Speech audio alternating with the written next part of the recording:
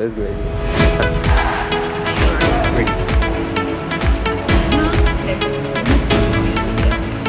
So, hello everyone. We have with us our very own mother, our mentor and beacon of light, Miss Mabel Tsyawo. And today we are going to dive into the life of our mentor, what she does, and who she is, and her passion for mentoring a group of young professionals on their career path. Thank you very much, Miss Mabel. You are welcome. Thank you. Yeah. I'm so excited about this session and thanks for putting this together. I told you I wasn't going to contribute, but I'm loving what is going on. So as you know, I'm Mabel Tsawo. That's my name. If you want to call me by my husband's name, I'm Mrs. Kumoji Bomekwe. I have 3 children. I'm a transformational leader. I'm intentional and phenomenal in my approach to leadership. I have passion for excellence and mentoring of young professionals towards self-actualization. I'm so excited about what's going on here. I get a lot of excitement when I'm in contact with my mentees, and that makes me very, very happy. I had the opportunity to be mentored. The twist is that at the time I was being mentored, I didn't know it was good for me. So I took it upon myself to be intentional about mentoring young professionals so that what I didn't know and I couldn't do, they can be aware and step in their game and develop themselves in the right direction. So this makes me very happy and I'm very passionate about it. There's no day I will not give myself up just to make sure I see young professionals grow. I'm married happily with 3 children, and I'm currently the chief accountant of CFAO Ghana PLC. Thank you. Thank you very much. We will be very happy to know a bit more about when you were starting your educational journey, maybe from the junior high school, the motivations you picked up from that stage to the secondary school till today. So, from infancy, I'm this bubbly, happy child who is happy with no reasons. And I've always wanted to become either a businesswoman, an accountant, or a banker. So right from infancy, I love to learn about money and money matters. Yeah. So growing up, I remember, growing up, I grew up in a normal family. My parents were teachers. My daddy retired as a director for education.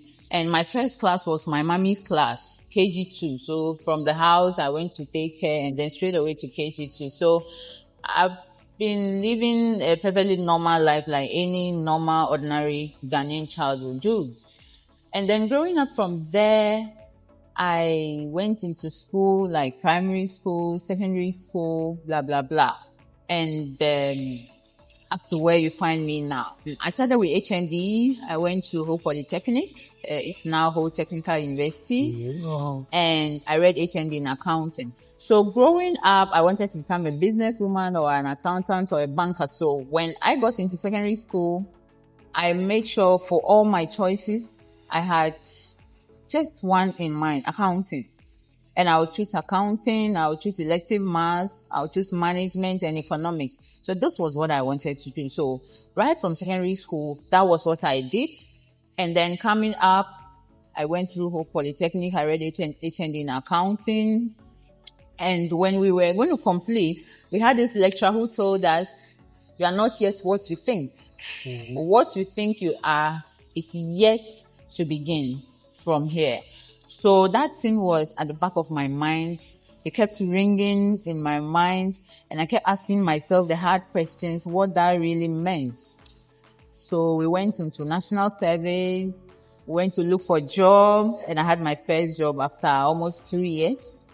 But before then, I did so many things. I sold insurance, I ran my own restaurant, I did what we call the network selling.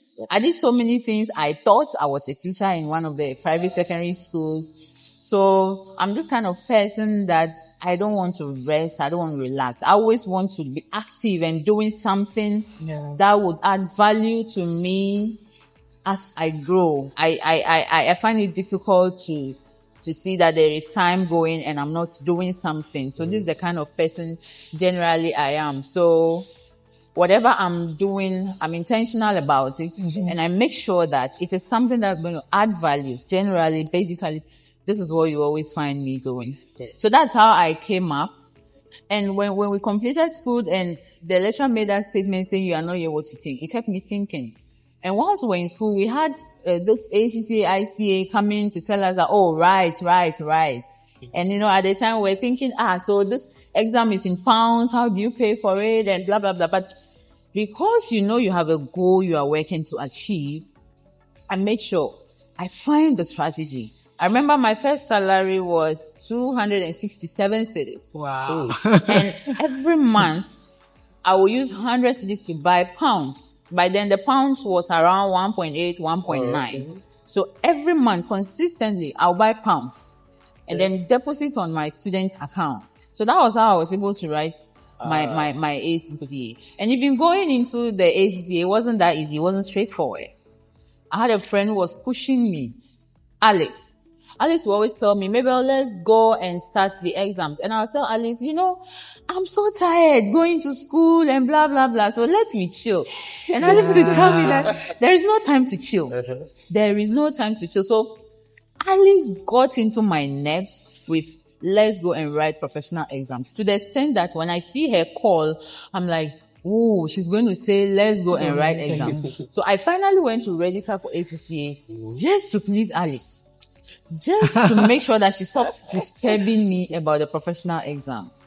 So you see, sometimes in life, you can be good, but you need people who push you, who give you that pressure to succeed. So when I registered for my ACCA, I wasn't even serious about it. I just took it lightly. I was going for lectures. And then until we wrote the first two papers, taxation and performance management. And I failed performance management and I passed taxation. Then I'm like, whoa, there is something that can make you fail. Because I've never failed an exam in my life before. So it made me sit up. I'm like, no, it's now or never. Wow. It's no more because of Alice. I think I need to do this. Wow. So I took the bull by the horn. So then I did my ACCA. I qualified in 2012. Then immediately had my ICA membership as well. I went to later start my CIT. I wrote the first two papers, and when I learned that the last three papers you must write and pass all at once, then I ran away and I went to do my master's. So I stopped the CIT. I went to do my master's and then came back. So I'm currently writing my CIT. I just wrote international taxation and I have 3 papers to finish. Wow. So this has been my educational background. Wow. Impressive. Clearly, we can see how determined Ms. Tsyawo is. Even from the secondary school level, in selecting the course she wanted to offer. In as much as she failed, she was not only down, but she got the motivation from that then this is the time for me to sit up, to keep going. That is something good that I really picked up from your talk. So at this point, I'll give my colleague Vincent the chance to take up from the professional journey. Okay. All right, guys. So we move on to the professional journey of Miss Mabel Tsyawo. She's a chief accountant of CFAO Ghana PLC. We'd want to know, share with us, how did you end up in this position? How did your previous job experiences lead you on to becoming the chief accountant of CFAO? So like I said earlier, I started off doing so many things, everything, but now focusing on my career. My first job was accounts officer with Ernest Chemist. I worked in the factory and I find myself doing a lot of things because then I was the representative of the finance manager in the factory. So I actually was the one who started the accounts office in the factory. Okay. So then you needed to think of how to organize the place, what accounts, what books are you opening, how are you going to structure the work in such a way that you get it right at first time.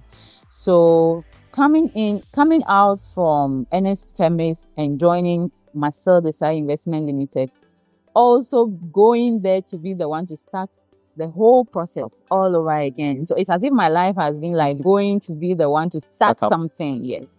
So when I joined Mabel Tsawo Investment, it was just a bare land with 2 heaps of sand, with some construction machines, and the whole place was filled with grass. And I was supposed to be the accountant of a company that was almost not existing. So then I had to start everything. So I started from the scratch to open the accounts, the books, the files. What is it that you need? How do you need to structure the work to make sure it's done and done right at first time? That's always my goal. Do it right at first time, total quality management. So it's always my goal to make sure that you do the work in such a way that no one else is going to do it the way you are doing it. So then also starting from the scratch, opening books, opening files, later transferring these manual records into electronic records, preparing financial statements, making sure that you are able to register the company with GRA, with NIT, and meeting all the regulatory requirements. So I started from scratch. So it gave me a very rich experience. You know, when you are with a company that is well established, most of the times you don't find yourself doing everything from start to finish. But that's the advantage you get when you are with smaller companies. So with a smaller company, you have the advantage to start from maybe writing a receipt, raising an expenditure voucher, reporting into the book, right up to preparation of financial statements and getting them audited and having the board to meet over it. You know, it's a whole lot. So these experiences, so rich, you can't put value to them. And so when you find yourself in that position and you put up your best performance, you realize that you carry so much in your head that the more you share, the more you have to share.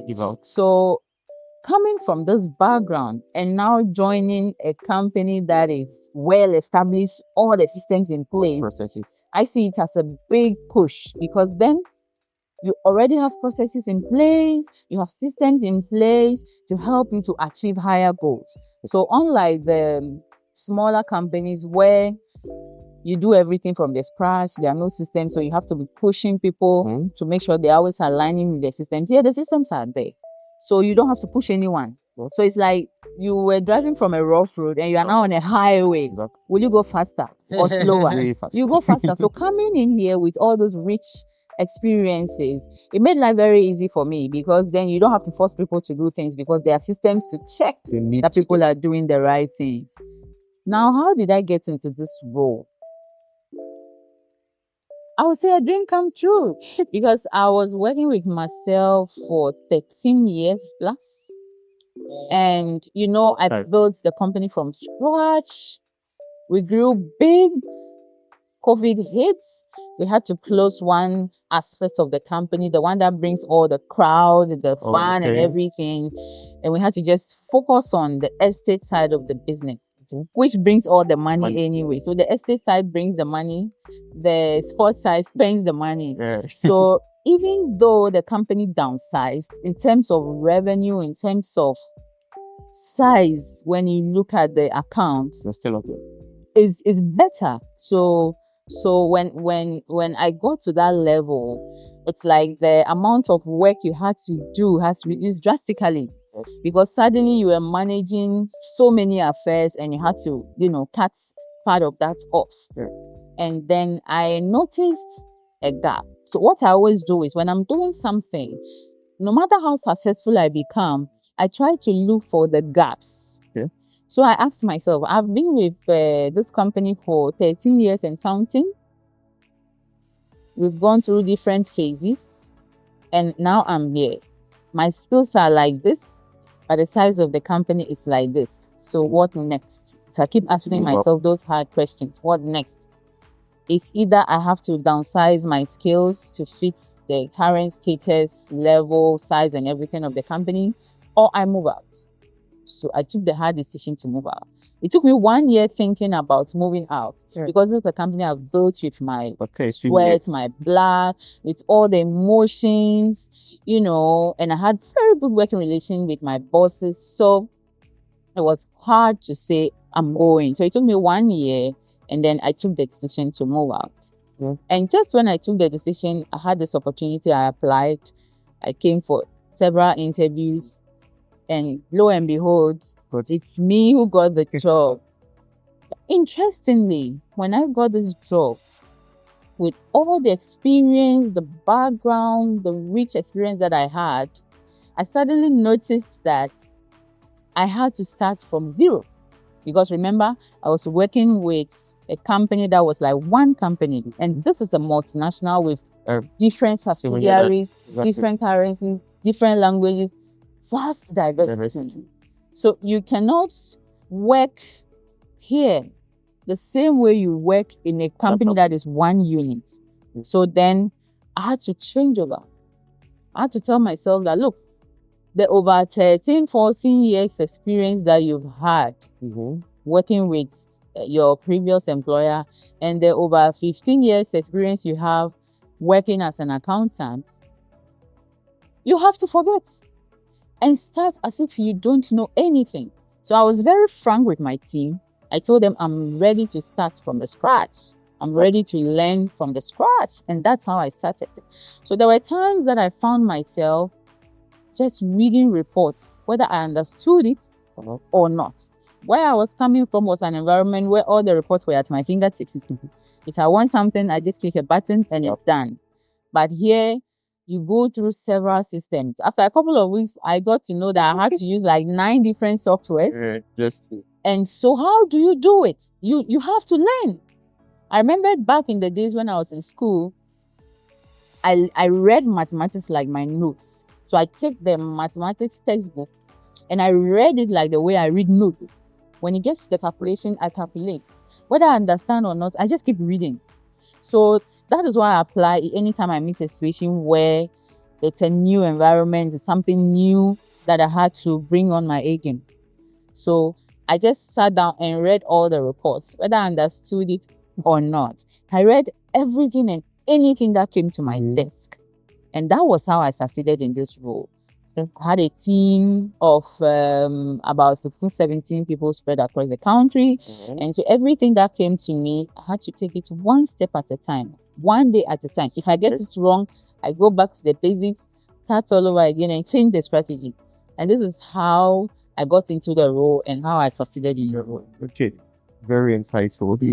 Very, very insightful. How was the feeling for you when you finally had the news that, okay, you are joining a new organization, a new international CFAO organization? How was the feeling? I was very happy because I was ready to move.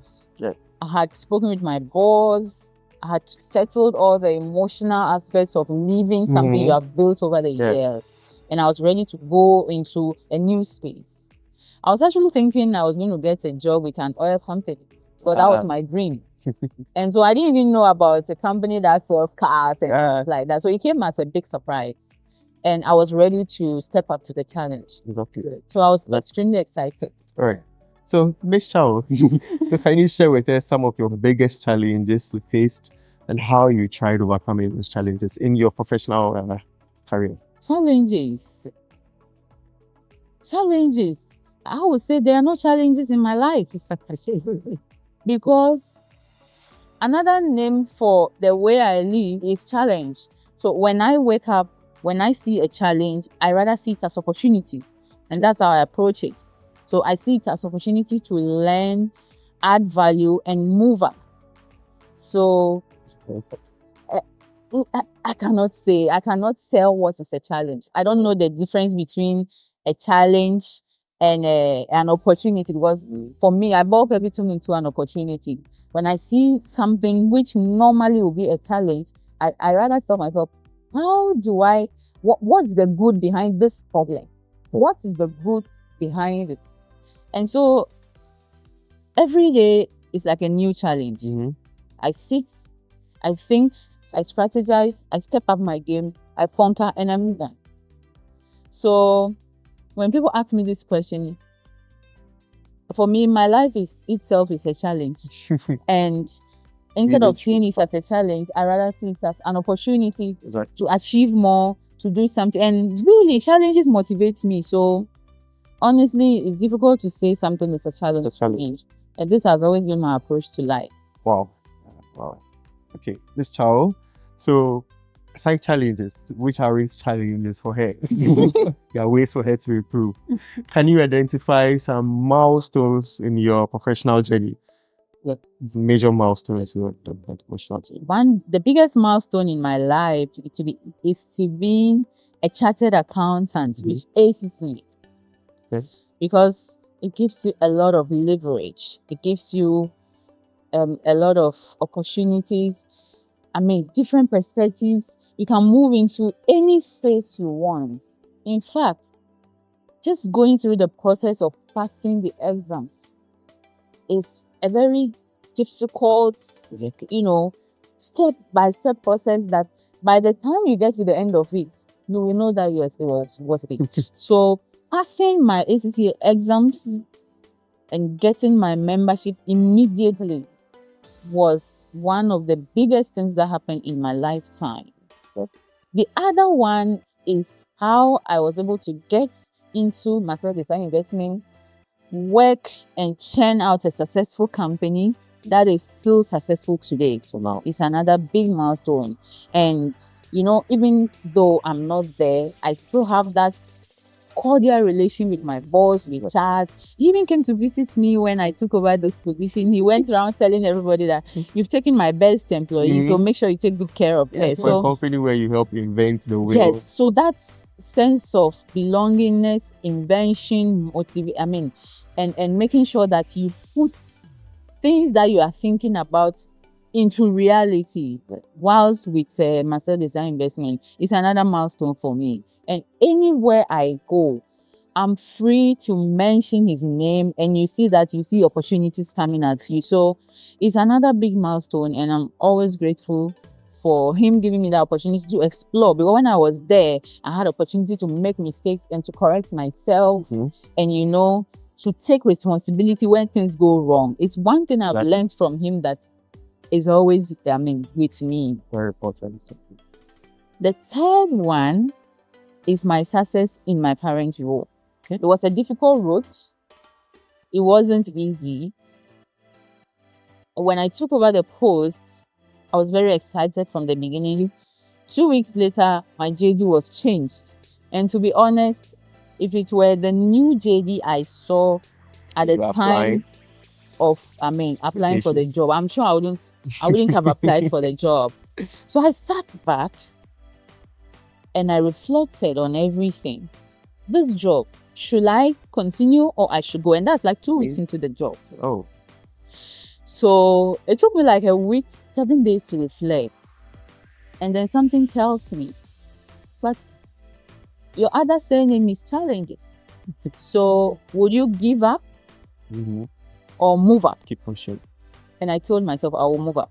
So that was when I changed my strategy of trying to read everything and anything that comes to my desk. So being successful in this role is a big milestone, and it's the current biggest milestone I have in my life today. Yeah. All right. Thank you very much. And the final one is the way I'm able to juggle between family and work. Sometimes I don't believe I'm able to do it. It's actually very important. Yes. So these are the things I can pinpoint that they are milestones that by the grace of God I've been able to achieve. And I'm yet to achieve more. The ladder has it climbing. All right, we heard a lot about Miss Tsyawo's professional journey. So we move into her role as the chief accountant of CFAO, what her day looks like on a daily. So Abed will take us through that. Okay, so thank you guys for still being with us. Staying on with us. We are going to dive into a different aspect of Miss Mabel, and I hope you guys are learning a lot so far, because she carries a lot. So we are going to dive now into her role as a chief accountant at the CFAO. So Miss Mabel, can you kindly take us through your primary responsibility at CFAO as chief accountant, and what's your typical day at work look like? Okay, so my primary responsibilities at work, I have personally divided my JD into 4. The first, the foremost, and the most important to me is team leadership, because the work is vast, it's diverse, it's difficult. So you need a strong team. You need teamwork. You need team collaboration. So team leadership is the topmost on my list of duties. It's something I think about day and night. When I sleep, I think about my team. So providing that leadership that will make sure that you're able to get the level of collaboration to achieve the objectives of the department is top notch. The second is stakeholder engagements. Every company has the space, the industry in which they operate. And depending on the department you are, you come across people who have a stake in your business but who do not belong internally. The first and foremost is GRA. You have GRA knocking at your door every single day. And with the GRA, because it's a multinational, there are different sections. You have VAT, you have LTO, you have customs. So you have different divisions, even though it is just GRA. So we have IOCO. IOCO is one of the external forces that you have to be dealing with, every now and then. And so you find yourself interacting with people that are coming from outside the organizations, but who have a stake. And by the nature of what they do, they are directed to our department. So I make sure that stakeholder engagement is always at top notch. So for example, when you start an audit, you must make sure you get through it to the end. So stakeholder engagement is another key aspect of the work that I do. The third aspect of the work I do is reviewing of reports. So because it's a multinational, the report goes through several processes. So we have those who are in charge of the postings and making sure that the systems are always updated. So from that level, we have those who do the reviews of the postings and making sure that whatever goes into the system is done right. Then we have those who do the reporting. They make sure that all the reports that we are supposed to do as a company are done right. So, and the reports, when you do your reports and you are reviewing it, you are likely not to see any errors with it. And because the report goes very far, you have different levels of reviews to make sure that whatever is leaving the subsidiary is done right at the first time. So we have those who prepare the reports. We have those who do the first review. That's my assistant. And then I do a second review. So reviewing reports is something you do around the clock, and it's a major aspect of the work that I do. And the fourth block, I call it others. On your JD, they say, and other duties assigned by Exactly. the others can be more pregnant than the JD itself. So, and others, and so many things come under these others. Some interlock with the other blocks that I mentioned earlier. We do different types of audits. So managing the process through to the end. If, for example, you have Yoko visiting and they want to do an audit, you have to make sure that you manage the process through to the end. You close all the gaps. You make sure that you are able to prove every single transaction that they request for explanations. Then we have, generally the way you portray yourself, your role, your team to the outside world. It also falls under others. So every other thing that is not part of what I've already mentioned falls under others. Exactly.